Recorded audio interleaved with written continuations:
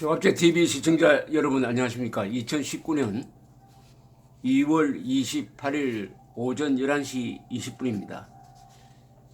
트럼프 미국 대통령은 하노이에서 김정은과 오늘 오전에 만났습니다. 메트로폴 호텔에서 만나서 회담에 들어가기 전에 기자들이 보는 앞에서 몇 마디 주고받았는데 가장 인상적인 말은 뭐냐 하면은 속도가 중요하지 않다. 속도가 중요하지 않다. 속도가 중요하지 않고 무엇이 중요하느냐? 올바른 딜을 하는 게 중요하다. 이렇게 얘기를 했습니다. 속도가 중요하지 않다는 이야기가 최근에 여러 번 나오고 있습니다. 북한 핵 문제를 해결하는 데 있어서 속도가 중요하지 않다. 옳은 방향으로 가면 된다. 그러면서도 트럼프는 앞으로 여러 번 만나게 될 것이다. 이런 이야기도 했습니다. 김정은과 여러 번 만나게 될 것이다. 어제는 김정은을 아주 환상적인 지도자다, 위대한 지도자다라는 표현도 썼습니다. 한 1년 반 전만 해도 김정은을 리틀 로켓맨이라고 그래가지고 조롱하던 사람이 갑자기 위대한 지도자라고 부르게 되었습니다. 위대한? 무엇이 위대하냐? 반인도 범죄를 저지르는 게 위대하다. 민족 공멸, 아니 인류 공멸의 핵무기를 개발하는 게 위대하다. 그러면서 북한 사람들을 굶겨 죽이는 게 위대하다. 위대한 이유가 있어야 될 것 아닙니까? 물론 그 설명은 없는데 서두르지 않겠다. 시간이 문제가 아니다라고 하는 여기에 이미 이 회담의 결과가 다 포함되어 있다고 봅니다. 문제 해결을 하는데 시간을 서두르지 않겠다고 한다면은 그건 사실은 해결하지 않겠다는 거죠. 문제는 트럼프는 임기가 있다는 사실입니다. 2020년까지 임기가, 내년까지 임기가 있는데 이 임기를 다 채울지도 좀 불투명한데 임기가 있는 사람이 나는 서두르지 않겠다고 하면은 자기 임기 중에 해결 안 하겠다는 거죠. 그러면은 해결 안 하는 사이에 김정은은 뭘 하느냐? 김정은은 지금도 하고 있듯이 우라늄, 플루토늄 계속 생산하고 핵폭탄 재고량을 늘리는 거죠. 지금 65개 가지고 있다고 봅니다. 65개의 핵폭탄을 가지고 있다. 그 재고량을 늘린다. 100개, 120개, 곧 파키스탄이나 이스라엘 수준의 핵강국이 될 것이다. 핵보유국이 될 것이다. 이렇게 보고 있습니다. 동시에 미사일 실험 계속 하지는 않겠지만은 핵실험, 미사일 실험을 할 필요가 없다라고 이야기했습니다. 이제는 더 안 해도 된다. 다만 미국을 때리는 ICBM 테스트는 할 필요가 있는데 그건 굳이 협상 카드로 가지고 있으면 되니까 지금 제일 중요한 한국을 때리고 일본을 때리고 괌을 때릴 수 있는 사정거리를 가진 미사일은 확보를 했다. 그러면 시간이 많은 사람은 김정은입니다. 김정은은 시간을 벌었습니다. 핵물질 계속 생산합니다. 핵능력을 고도화합니다. 그러면 핵보유국으로 기정사실화 되는 거죠. 지금 트럼프가 김정은을 2번 만나주는 바람에 그것도 아주 굴욕적으로 만나죠. 멀리 날라와가지고 김정은, 아들뻘 되는 김정은을 축혀주면서 만난다는 것 자체가 이미 북한을 핵보유국으로 인정하는 모습이 되고 말았습니다. 그래서 지금부터 벌어지고 있는 회담은 핵폐기 회담이 아니고 군축회담, 핵보유국과 핵보유국 사이에서 일어나는 군축회담, 핵군축회담의 성격이라는 것을 김정은은 이미 처음부터 분명히 했고 그동안의 합의문 내용이 핵군축회담이지 이게 핵폐기회담이 아닙니다. 핵군축회담이므로 북한의 핵폐기란 말은 하지 않고 한반도의 비핵화라고 이야기하는 겁니다. 즉 한반도를 핵 위협이 없는 곳으로 만들자. 그러면 양쪽이 미국과 북한이 조금씩 양보를 하면서 줄여가야 된다. 그런 사이에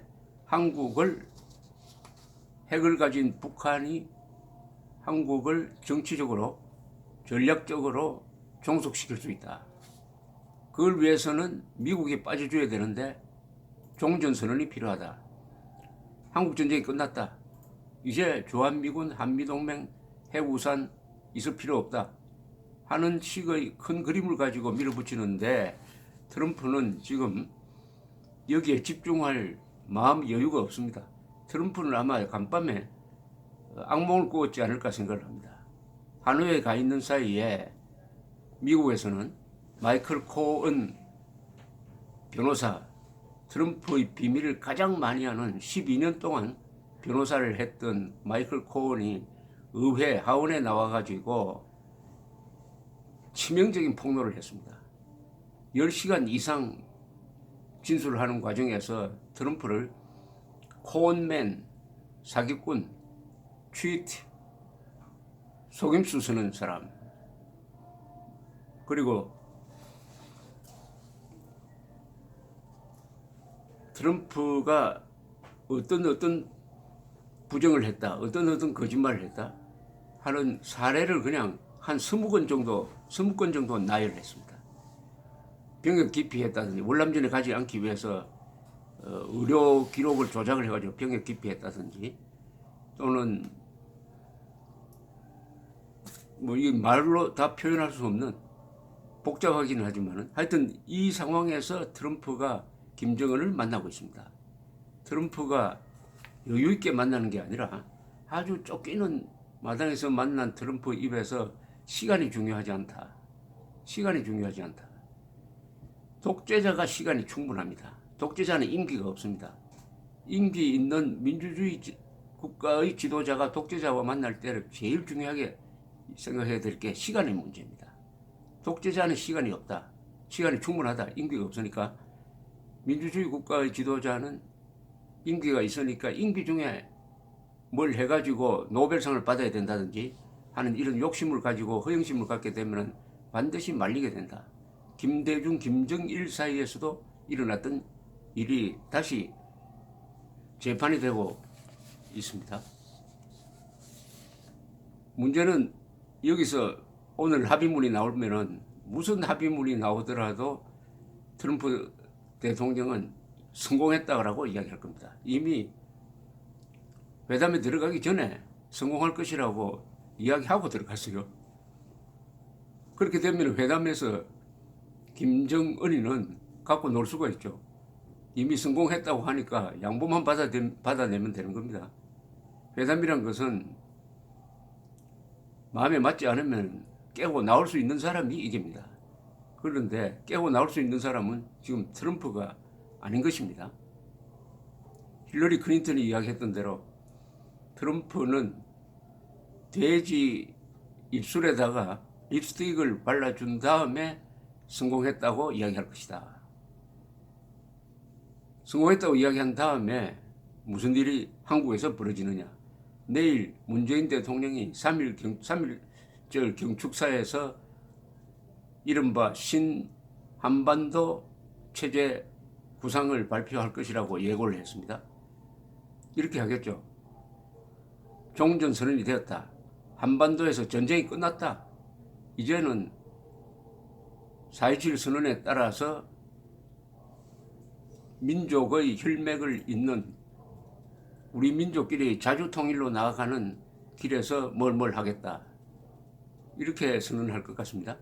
그리고 여러 가지 말로 포장을 하지만 경제협력이라든지 민족 경제의 균형 발전이라든지 이런 여러 가지 북한식 단어로 표현을 하겠지만 결국은 북한의 퍼주기를 다시 하겠다.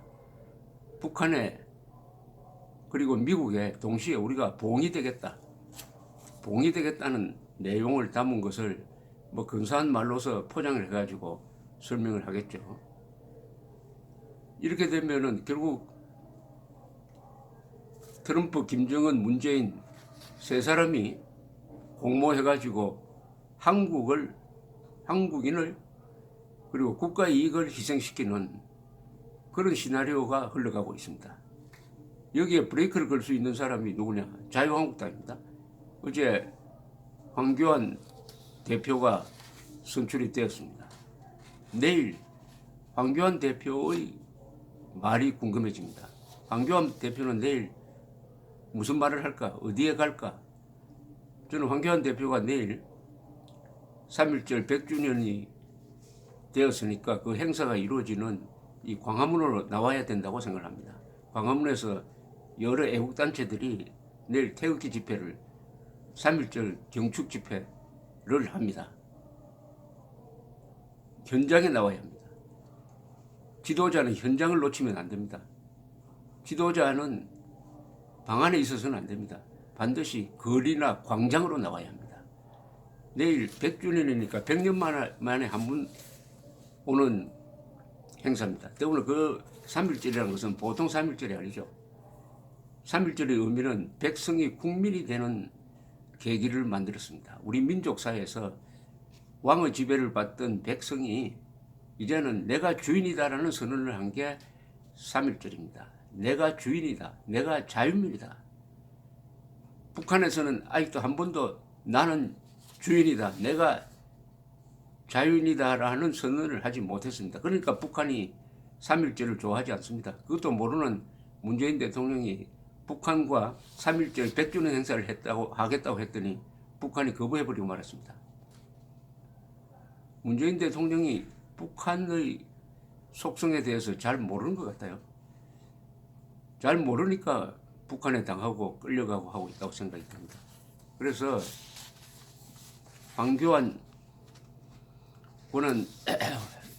권한 대행을 한 분이니까 사실은 대통령직에 한 6개월 있었던 사람입니다.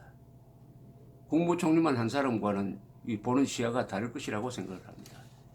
내일 황교안 대표가 광화문에서 무슨 메시지를 남기느냐, 이게 이분의 정치 역량을 알아볼 수 있는 하나의 지표가 되지 않을까 이런 생각을 합니다. 감사합니다.